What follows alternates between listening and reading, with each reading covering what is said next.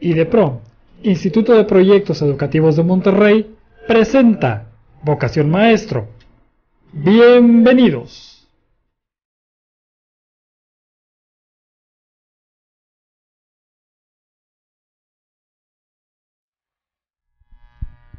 Buenas tardes, estimado auditorio. Hoy estamos aquí en el programa Vocación Maestro.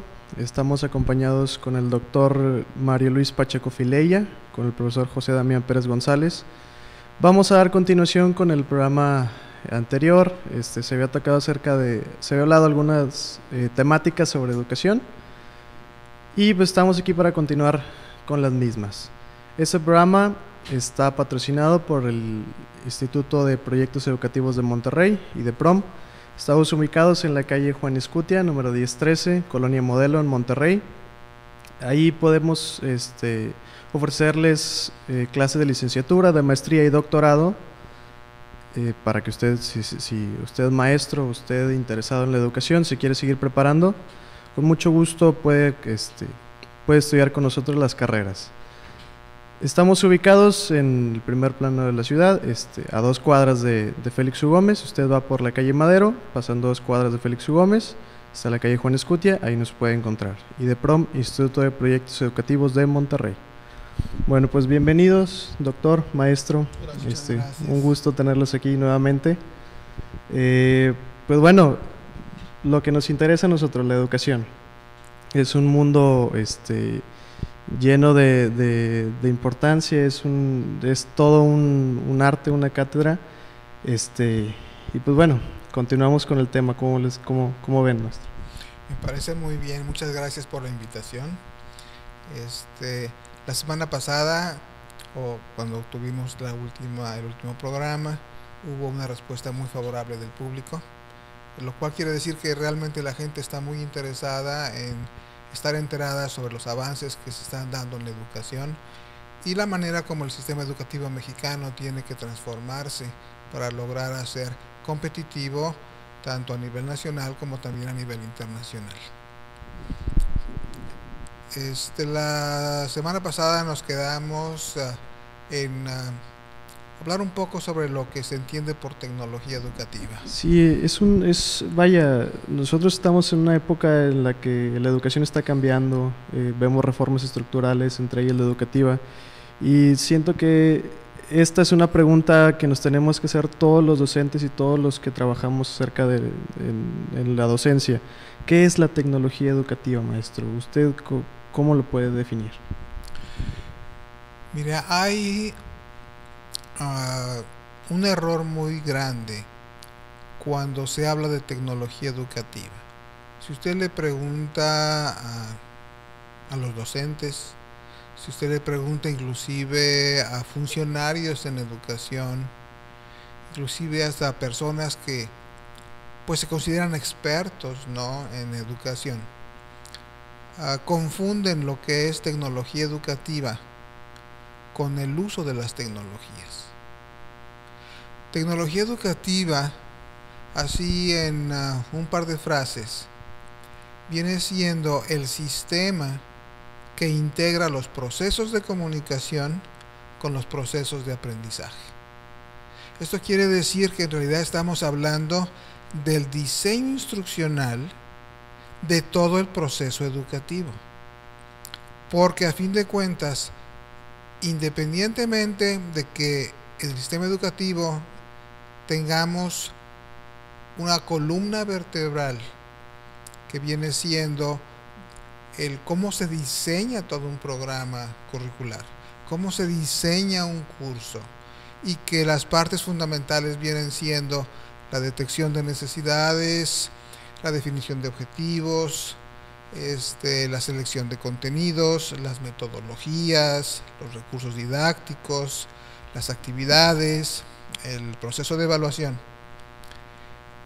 La tecnología lo que dice es, ok, esta es tu columna vertebral, pero ¿de qué manera vas tú a relacionar todo esto con procesos de comunicación y con procesos de aprendizaje? De hecho, la tecnología educativa, cuando surgió ya como una disciplina parte de las ciencias de la educación en los años 70, transformó ya paradigmas. Uno de los paradigmas que se cambió es que se confundía la tecnología educativa con los medios de comunicación. Entonces decían, la tecnología educativa viene siendo si utilizas la televisión, si utilizas la computadora, etcétera, PowerPoint, ¿no? Y inclusive las llamaban de herramientas. Entonces ahí había un doble error. Primero que nada, las tecnologías educativas no son herramientas. Las tecnologías, la tecnología educativa integra procesos a través de las tecnologías para construir aprendizajes significativos. Pero son procesos. El énfasis nunca debe de estar en el uso de la computadora o en el uso del PowerPoint, sino de qué manera yo los utilizo para los fines educativos, para que el alumno construya aprendizajes significativos. Tradicionalmente el maestro decía, tengo una película muy buena y se la voy a pasar al alumno. Y la utilizaban y quizá ilustraba algún punto. Por decir algo, vamos a ver una película sobre la célula. Pues sí tiene las ventajas de que se puede ver una célula, que es mucho más que tener un dibujo sobre una célula. Pero eso no viene siendo sino un apoyo a lo que el maestro está diciendo. No se está utilizando como un medio para que el alumno construya un nuevo conocimiento. ¿Qué quiere decir esto?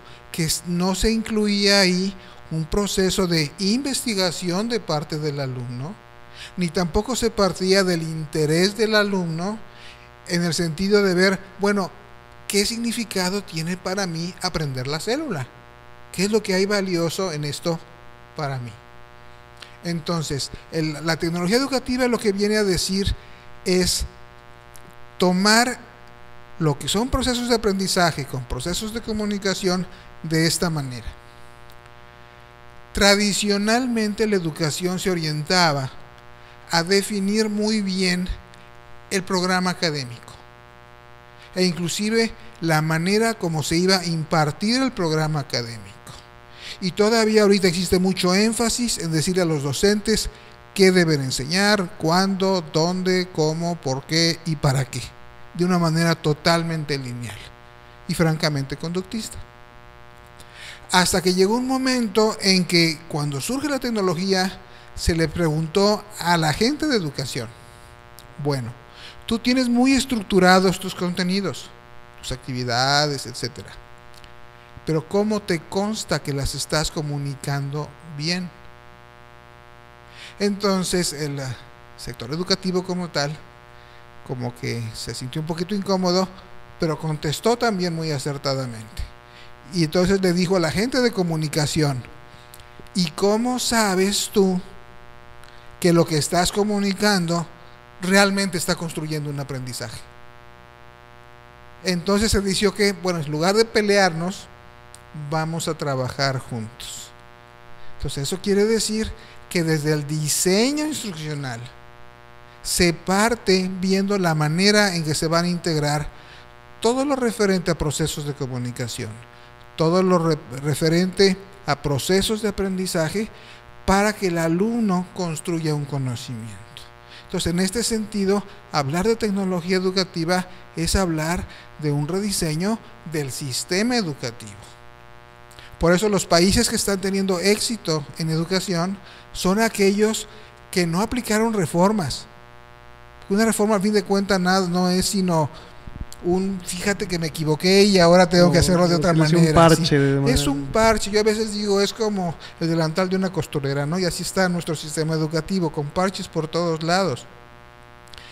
El sistema educativo, que los que están funcionando, son aquellos que dijeron, vamos a transformar el proceso de aprendizaje.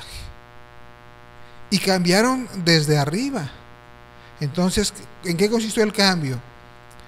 En que los secretarios de educación, por ponerlo de alguna manera, o el primer nivel de educación en un país, da lineamientos, estrategias,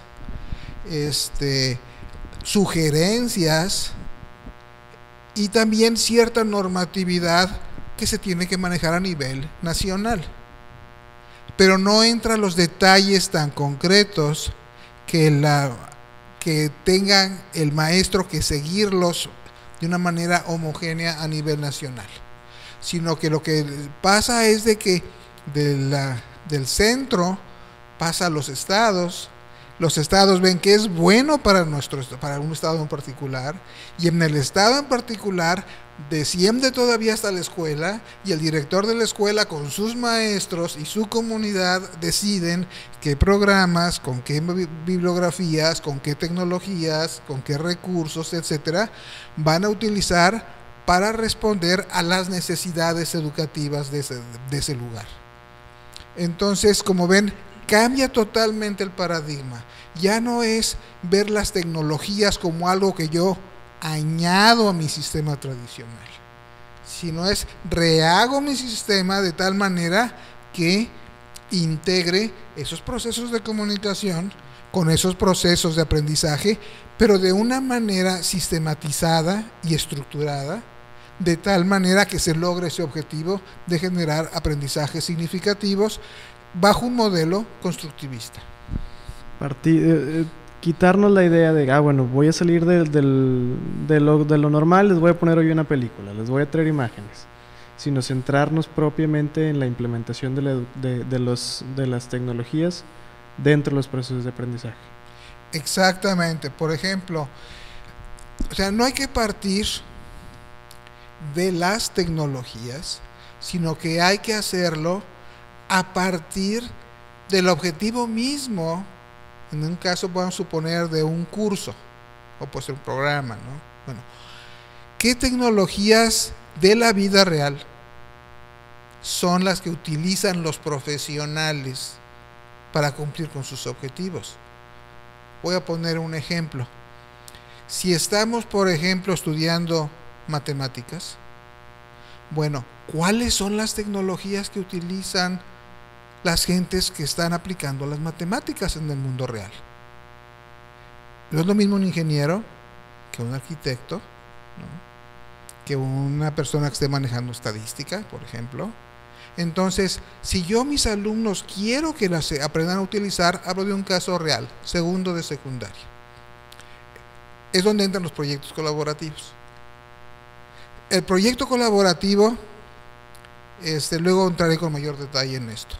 Pero siguiendo la misma línea, se dice, bueno, si tú estudiaste matemáticas, ¿cómo se aplican las matemáticas, por ejemplo, como lo hace un ingeniero? Entonces el proyecto va a ser, y es un caso real, diséñame cómo va a ser el edificio de la escuela del futuro. Entonces, ¿qué? Aplícame tus matemáticas para hacer el plano de construcción, para poder en un momento dado ver las resistencias, los pesos, en fin, ¿qué es lo que hace un ingeniero para construir un edificio? Ahí son matemáticas aplicadas, y esto tiene utilidad y propósito para el estudiante. Habrá otros estudiantes que no les interese la ingeniería. Por eso el proyecto colaborativo no es uno para todos, sino es de acuerdo con los intereses de cada alumno dentro del marco de lo que está estudiando. Otro puede decir, bueno, a mí me interesaría aplicar las matemáticas, por ejemplo, en el diseño de animaciones computarizadas. Pues perfecto, aplícalo ahí. ¿Y esto cómo se hace? De tal manera que el alumno o los alumnos en equipos colaborativos salgan de las dimensiones cerradas del aula. Entonces van a ser asesorados por un ingeniero de verdad, o por un diseñador gráfico, o un diseñador de animaciones, un profesionista según sea el tema. ¿Para qué? Para que adquieran las competencias de cómo se aplica lo que están estudiando en la vida real. De lo contrario, vamos a seguir con ejemplos, ejercicios y aplicaciones meramente académicos, pero que el alumno no lo está preparando para poderlo aplicar en la vida real en que él se desempeña. Yo creo que toca ahí un punto importante, el cual son los proyectos colaborativos, porque incluso hay docentes que todavía frente a grupo tienen dudas sobre de la manera de cómo llevar realmente los proyectos colaborativos. ¿Qué nos podrían ustedes hablar acerca de los proyectos colaborativos? Porque todavía como que pareciera que los maestros tienen cierta resistencia, todavía algunos que ven las clases como temas, como lecciones, y recordemos que es una nueva forma que tenemos que trabajar ahora, los proyectos colaborativos. Qué bueno que realices esa pregunta, porque sí, ya tenía pensado hacer una intervención acerca de esto. Cuando nosotros como docentes nos instruimos, estudiamos para cambiar nuestra práctica, para mejorarla, nos podemos encontrar con estos temas en cuestión de la tecnología educativa, en cuestión de proyectos colaborativos. Y la motivación de ver los resultados que han surgido de esta práctica pedagógica nos puede llevar a hacer una implementación en el aula. Tal vez al momento de implementar nos vamos a encontrar con áreas de oportunidad, uno como docente, de decir, pues es que tal vez se me está saliendo de control el grupo, no estoy llegando al objetivo, o estoy viendo que estoy redundando sobre lo mismo.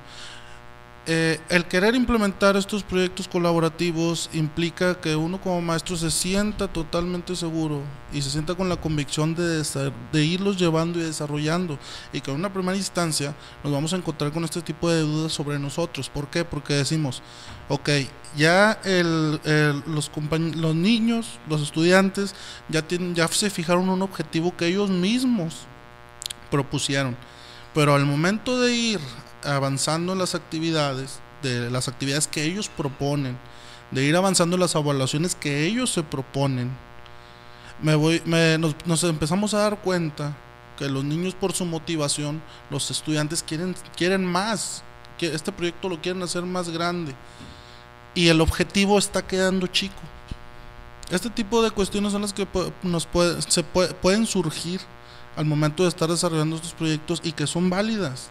Y que si es así, el maestro debe de tener la competencia necesaria para ir llevando estos cuestionamientos o la motivación del alumno a tal grado que todo vaya en consecución a los objetivos que nosotros tenemos establecidos. Una cosa muy importante aquí que yo quiero comentarle a mis compañeros maestros es que tengan la entereza de que esto se realiza en la práctica. Si nosotros queremos introducir la tecnología educativa en nuestro quehacer docente, los proyectos colaborativos, tenemos que estarlos proponiendo. Nos vamos a encontrar bemoles, nos vamos a encontrar áreas de oportunidad que nosotros mismos vamos a ir sabiendo solucionar si lo seguimos haciendo. Como tú dices, es que a lo mejor los maestros siguen dando solamente temas, o los maestros siguen dando las clases como las dieron ya hace 5 o 6 años, igualitas.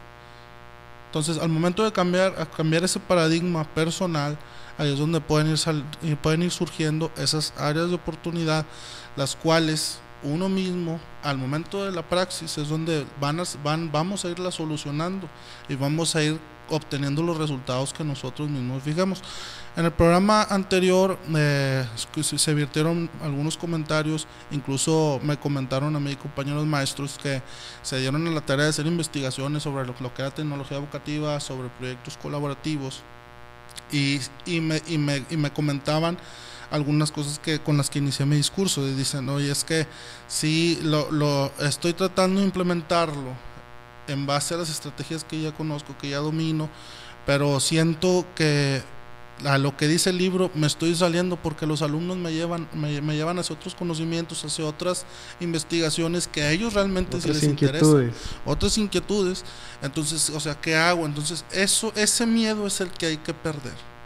Hay que perder el miedo de decir, es que ya no lo voy a hacer así porque me voy a salir del programa, me voy a salir del libro, o porque no voy a terminar para el examen. Si nosotros como maestros estamos en una convicción de querer desarrollar, de querer nuestra competencia docente, de quererla a llevar a cabo de otra forma, en la cual nosotros sabemos que da resultados positivos, vamos a hacerlo, vamos a quitarnos ese paradigma. Incluso hasta los trabajos colaborativos que hacemos a nivel de licenciatura o posgrado resultan difíciles. Entonces, cuando más un trabajo colaborativo con alumnos, pero eso no nos debe de quitar a nosotros la motivación. Yo lo único que sí les comento a las personas que me hacen este tipo de cuestionamientos es cómo ver los trabajos colaborativos. Yo les hago una analogía, a lo mejor no está al 100% acertada, pero sí les digo, la pregunta es, ¿qué haría un grupo de personas que quieran instaurar una empresa? ¿Por qué? Porque cuando nace la pregunta de voy a hacer un proyecto colaborativo, pero oye, espérame, es que los niños me están preguntando sobre cuestiones de, por decir, de publicidad, y eso no va en el programa, pero sí va en el proyecto colaborativo. Cuando un grupo de personas quiera aperturar una empresa, tiene que pensar en muchos factores. Cuando un grupo de científicos quiere desarrollar una investigación guiada hacia la consecución de algún resultado, tiene que ver muchos factores, incluso hasta la construcción de un edificio. Tiene que ver, no solamente es el hecho de decir vamos a lograr el objetivo de conocer las partes de la célula, como dice el profesor, y llegar solamente a su objetivo. Y si ya se llegó al objetivo, ahí se quedó el proyecto. ¿Por qué? Porque los proyectos colaborativos van de la mano con el desarrollo personal, armónico, profesional, humano, y como yo les digo a mis compañeros, el límite es el que tú te pongas.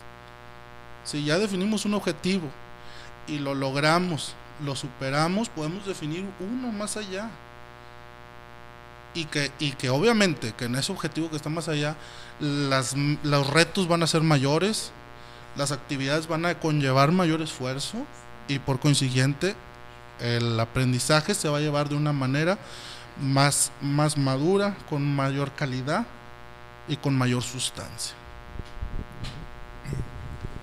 Yo quisiera comentar en la misma línea.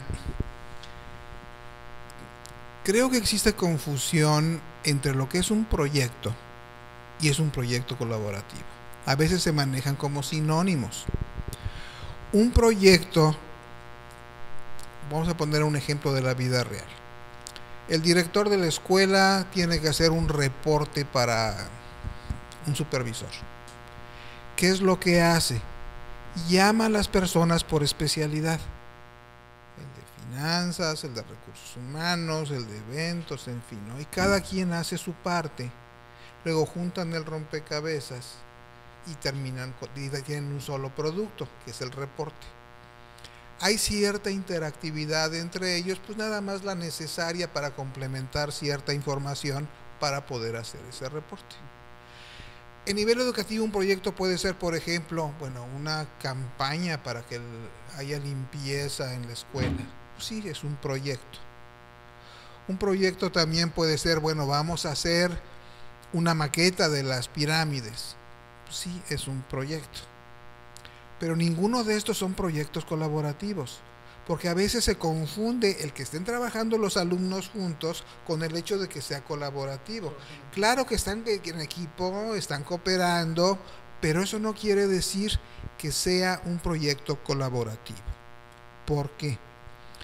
Porque el proyecto colaborativo tiene por su misma esencia que desarrollar en los alumnos ciertas competencias fundamentales que siempre se dan en cualquier proyecto colaborativo. Podrá variar el tipo de proyecto, pero no estas competencias. ¿A qué me refiero? Un proyecto colaborativo desarrolla en el alumno las habilidades de pensamiento.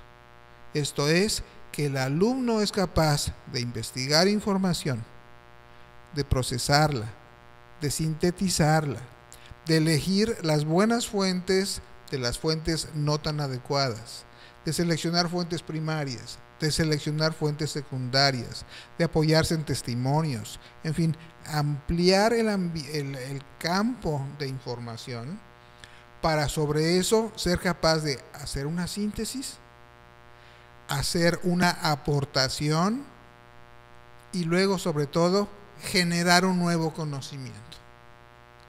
Entonces no trabajo para aprenderme las células, sino ¿qué vas a construir tú con eso? ¿Vas a plantear un asunto de dermatología, por ejemplo? o un problema de medicina, o vas a hablar sobre la textura de las telas que necesitan el conocimiento de la célula, etcétera, ¿no? O sea, ¿dónde está la innovación del alumno? Ya se termina por completo que el alumno tenga que regresarle al maestro la información que le dio el maestro y en función de eso es evaluado. Entonces tenemos las habilidades de pensamiento así en 2 palabras. Otra área es la parte de la inteligencia socioemocional.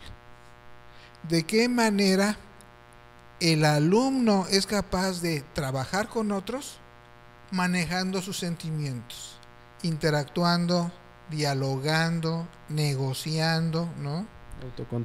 Autocontrolándose, pero también de qué manera, algo de eso mencionábamos en el programa anterior, lo digo muy rápidamente, de qué manera cada alumno siente entusiasmo y pasión por el trabajo que está realizando. Si el alumno no llega a decir, esto para mí es valioso, esto para mí es importante, esto para mí es trascendente, que es la parte afectiva, no tiene sentido el proyecto. Porque así es la vida real, o sea, y hay miles de estudios sobre esto, que el alumno aprende mejor, más rápido, y tiene mayor retención de lo aprendido en función de el sentimiento que él tiene con respecto a lo que él está haciendo. Y en educación tradicionalmente no nos metemos en la parte afectiva, sino nos quedamos en la cabeza, en la parte lógica o en las manos, qué voy a hacer en el mejor de los casos, pero nunca en la parte afectiva. ¿Cumplió o no cumplió? Exactamente. Y eso no es la vida real. Ok. Perdón que lo interrumpa. Estamos aquí en Tuvox. El teléfono en cabina es 1936-8801. Síganos, nos pueden seguir en Facebook en Tuvox Monterrey, en Twitter @tuvox.tv, correo electrónico tuvox@tuvox.tv, en YouTube Radio Tuvox espacio 1 o en www.tuvox.tv. Nuestro patrocinador, el IDEPROM, Instituto de Proyectos Educativos de Monterrey. Ofrecemos licenciaturas, maestrías y doctorado en educación. Y por el momento tenemos que irnos a un corte. ¿Qué les parece si continuamos un momento más? Con todo gusto. Y en un momento más volvemos. Verdad, pero ¿qué voy a hacer? Si me gusta mi corazón sea.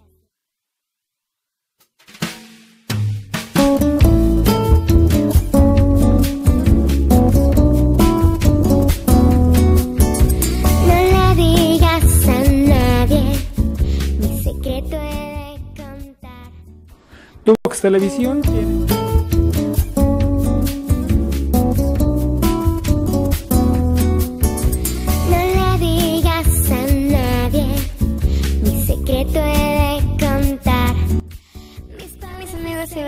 Les habla su amiga Mafer Chavana, la princesa moderna del pop. Y pues bueno, estamos en sintonización de Tuvox, no se lo pierdan de lunes a viernes. Y me pueden conseguir por mis redes sociales en Twitter, @maferchavana. Mi página es www.maferchavana.com y mi Facebook es Mafer Chavana Oficial. Me pongo nerviosa y siento mariposas, no sé. ¿Te gustaría conocer y tomarte la foto con los integrantes del grupo Desigual? Pues Tuvox Televisión te acerca a tus artistas favoritos. Este lunes 10 de noviembre, acude a nuestras instalaciones de Tuvox Televisión, ubicadas en Emilio Carranza 247, entre Ruperto Martínez y Espinosa, y tendrás esa oportunidad. Tuvox Televisión te acerca a tus artistas favoritos.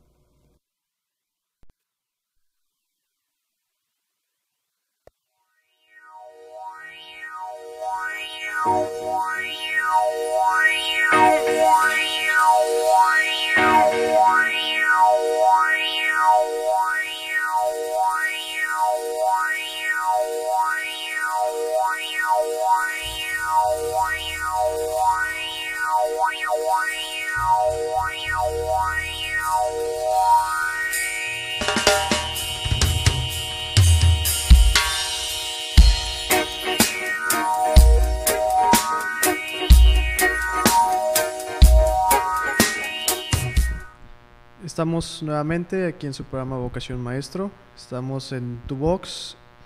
Tenemos teléfono en cabina 1936-8801. Si quiere hacernos algún comentario, alguna pregunta, con todo gusto están las líneas abiertas. Nos puede seguir en Facebook, nos puede buscar como Tuvox Monterrey.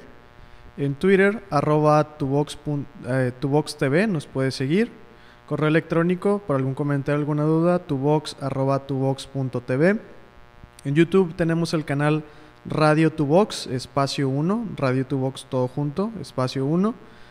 O si no, tenemos la página de internet www.tuvox.tv. Este programa está patrocinado por el Instituto de Proyectos Educativos de Monterrey, IDEPROM. Estamos ubicados en la calle Juan Escutia, número 1013, en la colonia Modelo en Monterrey, donde ofrecemos las carreras de licenciatura en Pedagogía, maestría en Técnicas Didácticas y doctorado en Educación. Si usted, compañero maestro, desea seguirse preparando, desea seguir desarrollándose, pues con todo gusto puede acercarse con nosotros y de nosotros verá una buena oportunidad de seguir aprendiendo, seguir desarrollándose y seguir creciendo como profesionista. Pues bien, nos quedamos con su comentario, doctor, para que continúe, por favor. Con todo gusto.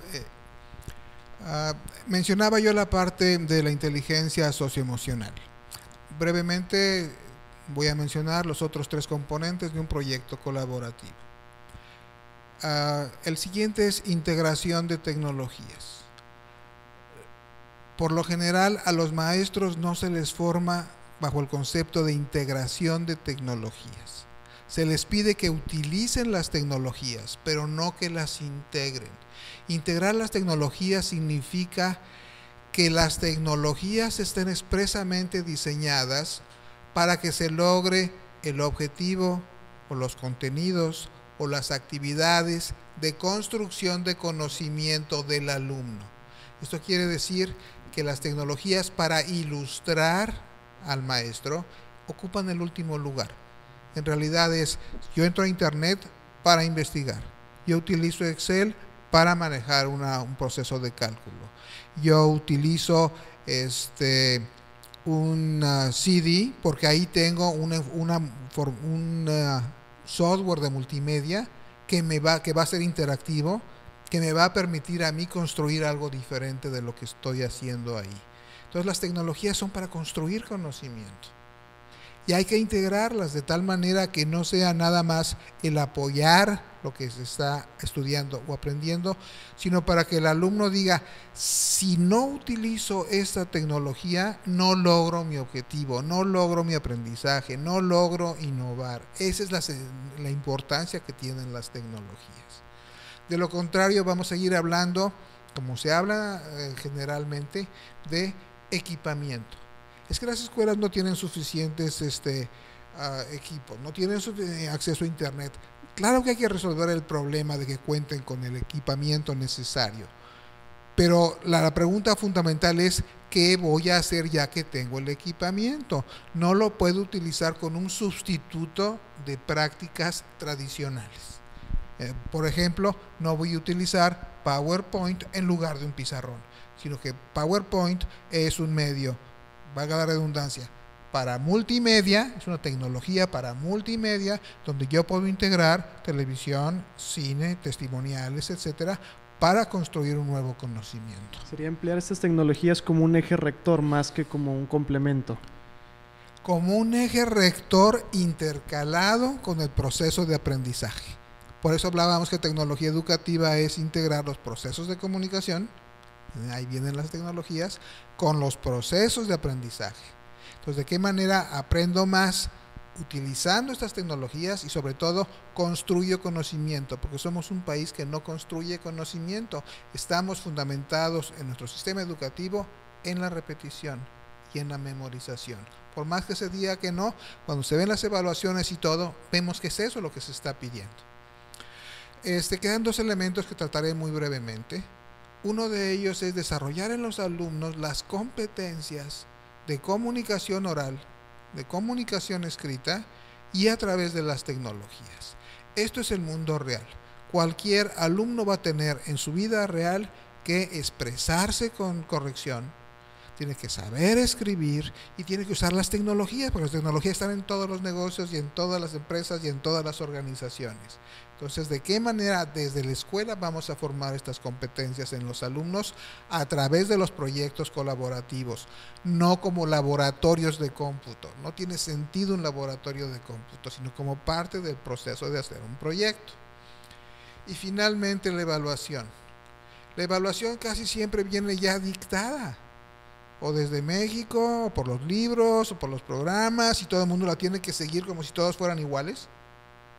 Entonces, no se toma en cuenta los estilos de aprendizaje, no se toma en cuenta la circunstancia del alumno donde está aprendiendo, no se toma en cuenta el interés del alumno. Entonces, por eso es la evaluación negociada. ¿Qué significa esto?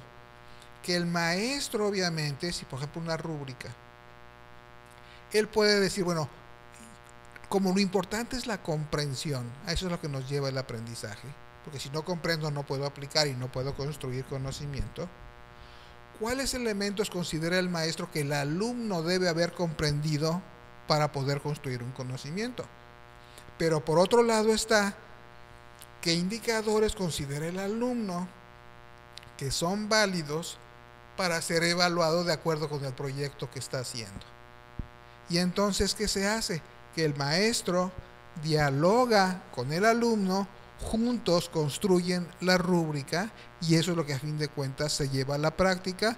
Y si es un proyecto colaborativo, como mencionábamos, se requiere el apoyo de una persona de fuera que puede ser un profesionista, y entonces es, por ejemplo, el caso que ponía yo de diseñar el edificio del futuro, un ingeniero, ¿qué indicadores utiliza para saber que su diseño de un edificio es el adecuado? Entonces, eso serían parte de la rúbrica también. Entonces, tenemos a personas que le estamos dando competencias para el mundo real y pueden estar en primaria, en secundaria o en preparatoria, pero ya están adquiriendo competencias como se hace en el mundo real, pensando como en el mundo real, innovando como en el mundo real, y no que pasa lo que tradicionalmente sucedía, que al acabar primaria, secundaria o preparatoria, no podíamos conseguir trabajo porque no sabíamos más que lo que habíamos visto en clase, ¿no? Y eran puros ejercicios académicos. No, incluso que en la escuela lo pueden realizar y sonando el timbre a la salida se les olvida y ya no saben cómo hacer. Entonces, ¿quieres comentar algo más sobre esto? Claro que sí, un comentario breve. Nosotros tenemos la costumbre de dejar estos proyectos colaborativos o los resultados de los mismos para personas que parecieran que no son de este planeta o que se desarrollaron intelectualmente exponencialmente y hicieron grandes empresas y dinero y fortuna, etcétera. ¿Por qué? Porque lo vemos en las películas. Vemos la historia de aquel que desarrolló Apple, de aquel que desarrolló Windows, de aquel que desarrolló Google, de aquel que desarrolló Facebook, y decimos, bueno, o sea, ¿qué tienen de más ellos que no tengamos nosotros? Que ellos se introdujeron en esos proyectos colaborativos, porque ellos no lo hicieron solo. Si vemos todas esas historias, tuvieron un equipo de personas que llevaron más allá su objetivo. Nosotros podemos decir, es que bueno, ¿dónde veo yo un ejemplo de estos, de esta forma de trabajar?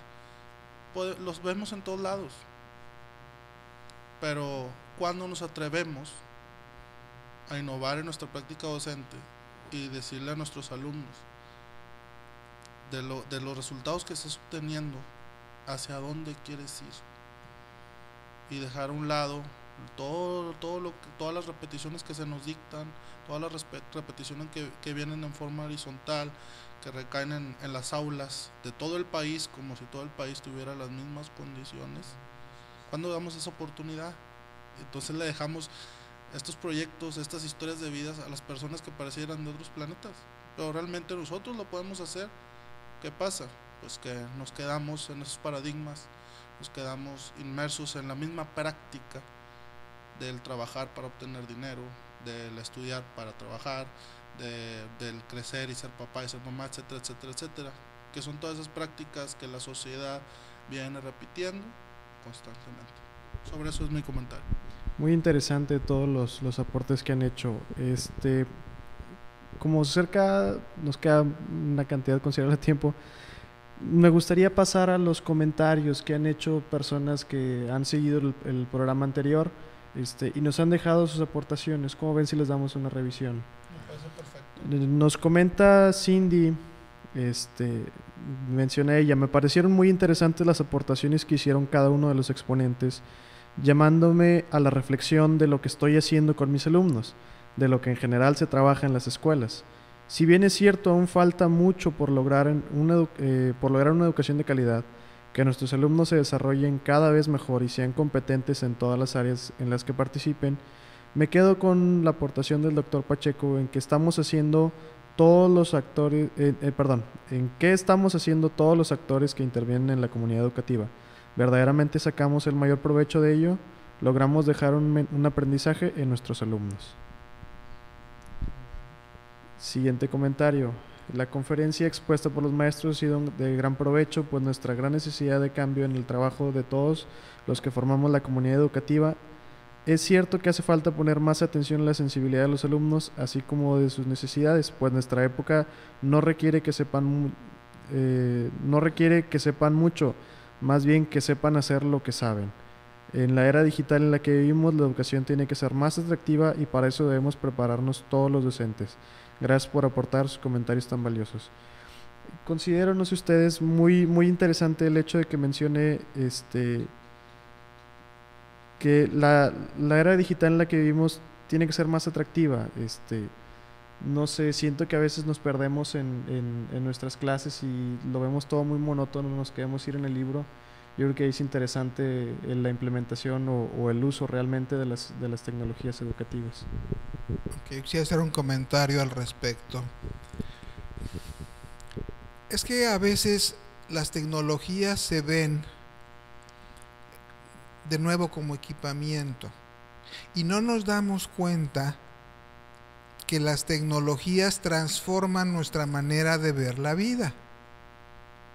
Se hizo un estudio, por ejemplo, en Israel sobre niños de preescolar,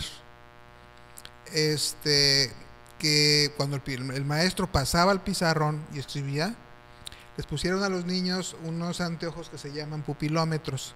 Quiere decir que se ve la pupila si se está abriendo más, etcétera, como cuando queremos poner atención, etcétera, ¿no?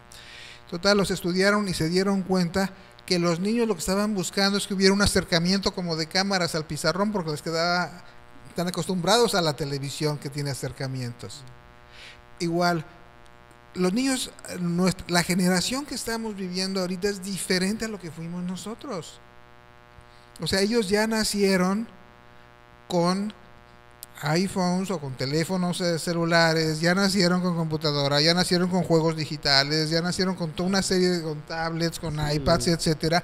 Para ellos ya es una segunda naturaleza. Le das un celular a un bebé y ya te lo desbloquea y te está bajando aplicaciones. Yo recuerdo, mi nieta a los 2 años ya navegaba en internet. Y entran a la clase y se encuentran a una sola persona que les está dando información, que tienen un libro que tienen que leer, un cuaderno donde tienen que estar escribiendo, y se sienten totalmente fuera de su ambiente. Porque no es que ellos nada más quieran utilizar las tecnologías, es que ya su manera de pensar, de percibir la realidad, de aplicarla, de interpretarla, está ligada a las tecnologías. Entonces necesitamos las tecnologías como que, pues simplemente como parte del proceso de educación, porque ya es parte de la naturaleza, aún física y personal, de nuestros alumnos. En una ocasión revisaba un video en internet de Cambiando Paradigmas y mencionaba algo similar, como si estamos en la época en la que hay más estímulos externos, a la hora del salón llegamos y los queremos eliminar todos. Eso es muy importante. Y además es olvidarnos del mundo real. Miren, no necesito dar ejemplos en demasía, pero vean ustedes empresas, instituciones, organizaciones de servicio, lo que ustedes quieran, todas están usando tecnologías. Y hasta el correo, pues el cartero ya es una especie en extinción, ¿me explicó?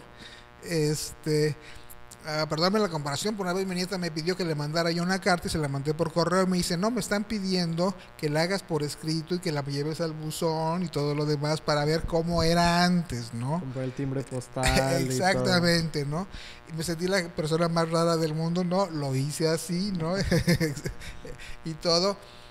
pero es que ellos ya están condicionados a estar chateando, etcétera. Tengo maestros a los que les he dirigido tesis de posgrado que están utilizando el Facebook para hacer proyectos colaborativos. Investigan ahí, registran avances, utilizan para hacer sus estadísticas, hacen los proyectos, interactúan, se van a diferentes partes para sacar muestras, etcétera, con el mismo celular. Y hacen videos y de todo. Y la manera como se entregan a ese tipo de proyectos es porque están en su elemento.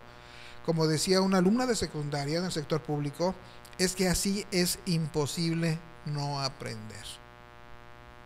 Y se sentían realmente en su elemento. Yo simplemente no quiero redundar demasiado, pero es que en realidad lo que estamos diciendo es algo muy sencillo. Tenemos que transformar la educación para que esté mínimo al nivel en que está toda la sociedad actualmente en su manera de percibir la realidad y de trabajar en ella. Muy, muy interesantes sus comentarios. Maestro Damián, ¿usted tiene algo que comentar al respecto? Sí, no sé si ahorita nos vaya a dar tiempo la lectura de los comentarios. Yo analizando alguno de ellos, algunos compañeros hicieron mucho énfasis en una frase que dijo el profesor en el programa anterior, que dice más o menos: estamos viviendo en una etapa en la educación que el profe le llamó la educación, bueno, el constructivismo, ¿verdad? Que le llamó condicionamiento disfrazado. El conductismo disfrazado. Sí. Exacto, el conductismo disfrazado. Esto hizo mucho ruido en los compañeros, ya que pues nosotros conocemos las teorías pedagógicas, conocemos las teorías psicológicas aplicadas a la pedagogía, y sí hacemos la crítica, ¿verdad? De que no hay que ser conductistas, no hay que hacer las cuestiones de repetición, de memorización. ¿Qué hacemos realmente cuando estamos en el salón? Sí lo sabemos teóricamente, pero llegas al salón, ¿qué es lo que haces tú como docente? Saquen el libro, saquen el lápiz, siéntense, párense, hay una mala disciplina, hay un castigo, y esas prácticas se siguen y se siguen y se siguen reproduciendo. Mi comentario es dirigido hacia realmente realizar una innovación en nuestra práctica docente, y vuelvo a hacer énfasis en eso, a perder el miedo a cambiar nuestra forma de... Ahorita ya lo comentaron ustedes, pues yo lo retomo.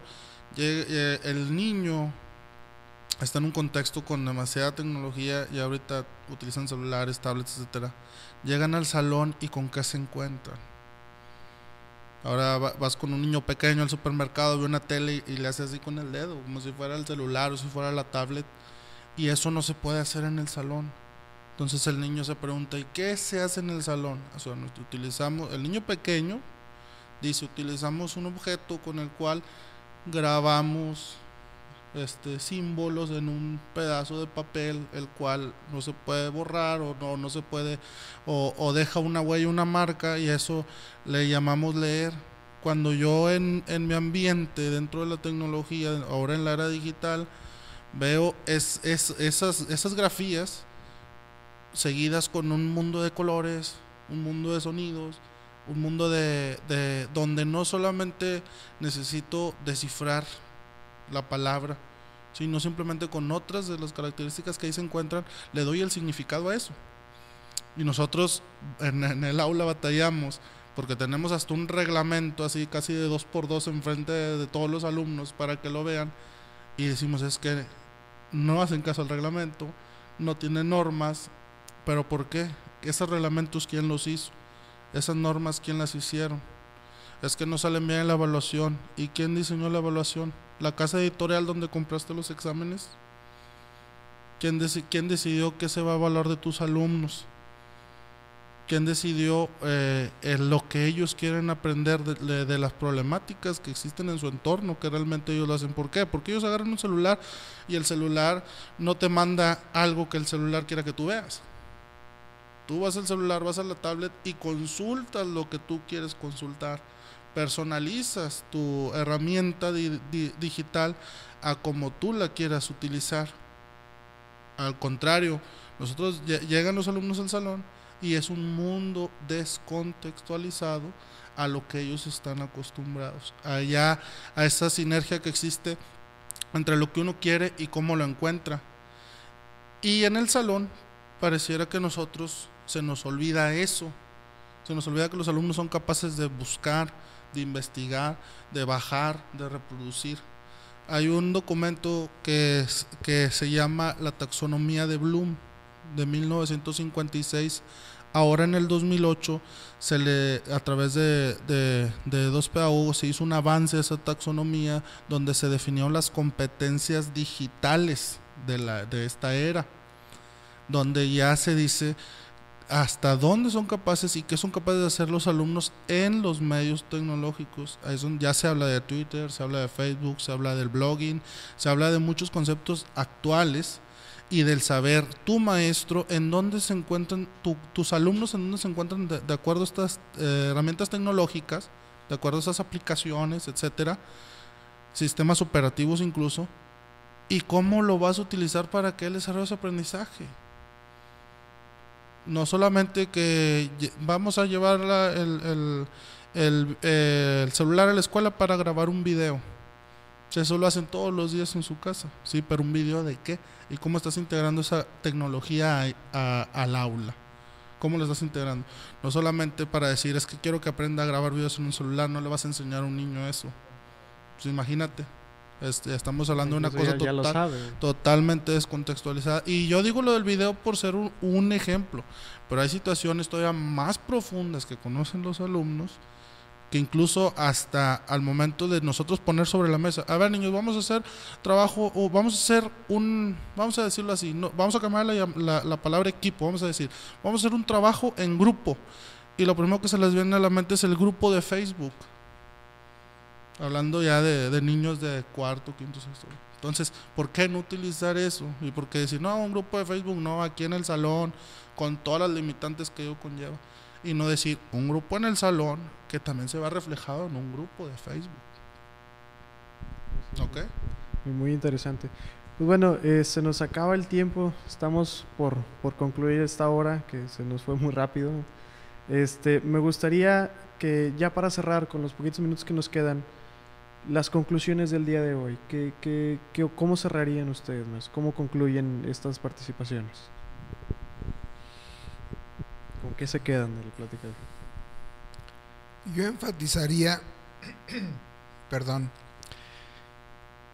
enfatizaría la importancia de efectivamente hacer proyectos colaborativos, que los alumnos construyan significados y dejen de pasar de personas que asimilan información a personas que crean no solamente información, sino que son capaces de innovar productos, procesos, aplicaciones, resolver problemas.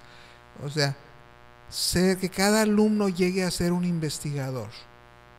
Y no es únicamente comentario mío, o sea, esto está demostrado por muchas investigaciones, ¿no?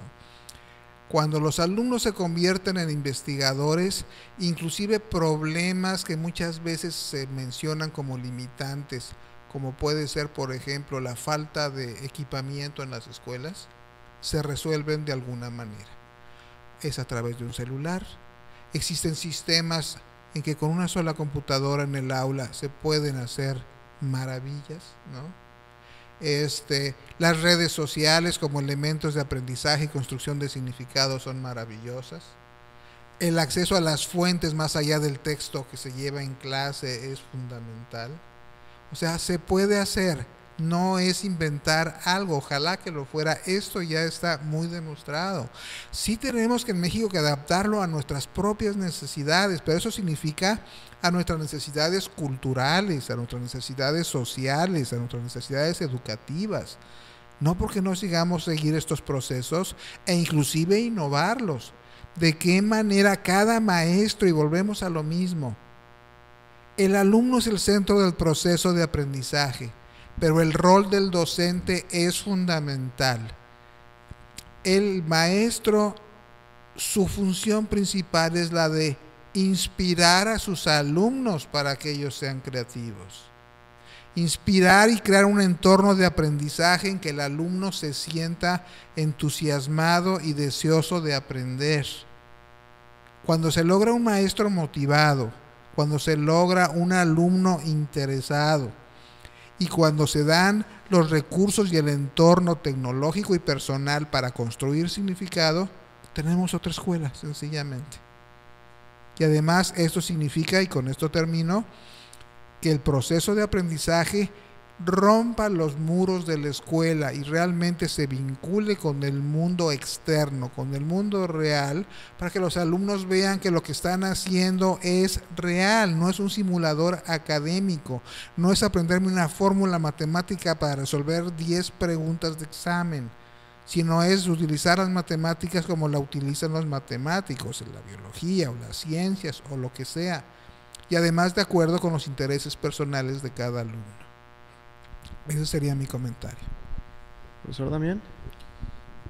El desarrollo de proyectos colaborativos no existe o no es exclusivo de personajes ultragenios, de personajes con todas las facilidades del mundo, ¿no?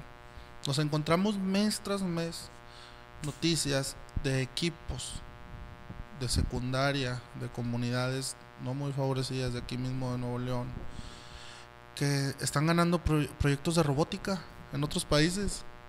De repente ves la noticia de que los niños de tal secundaria están en Alemania, los niños de tal secundaria están en China, están ganando proyectos de robótica.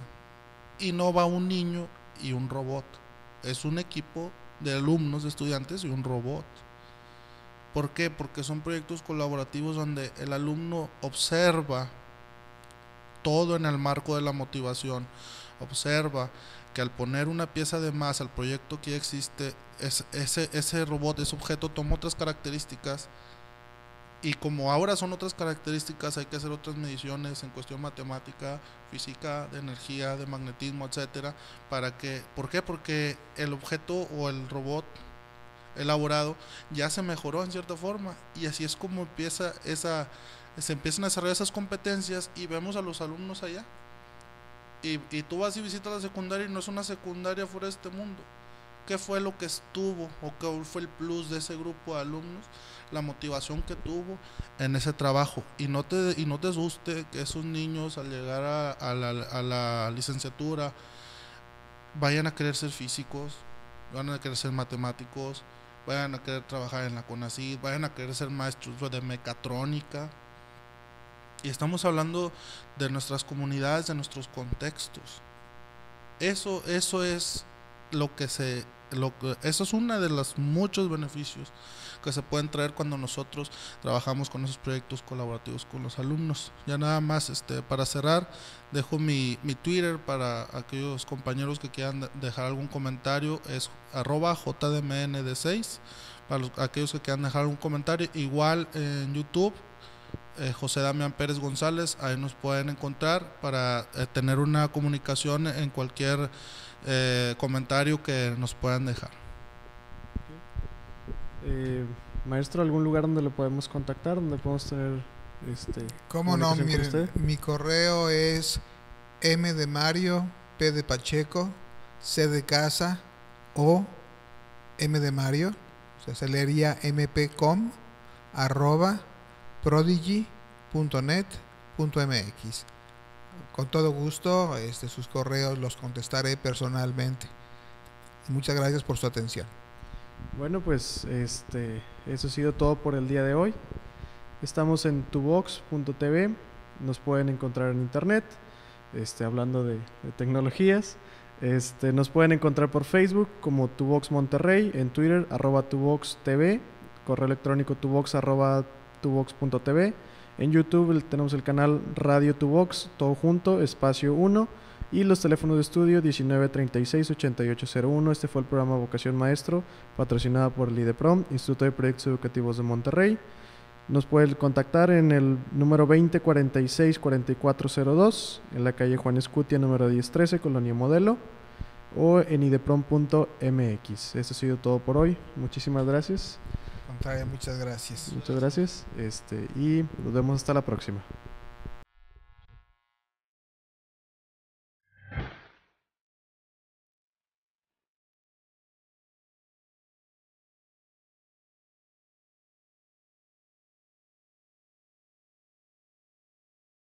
IDEPRO, Instituto de Proyectos Educativos de Monterrey, presentó Vocación Maestro aquí en www.tuvox.tv. Hasta la próxima emisión.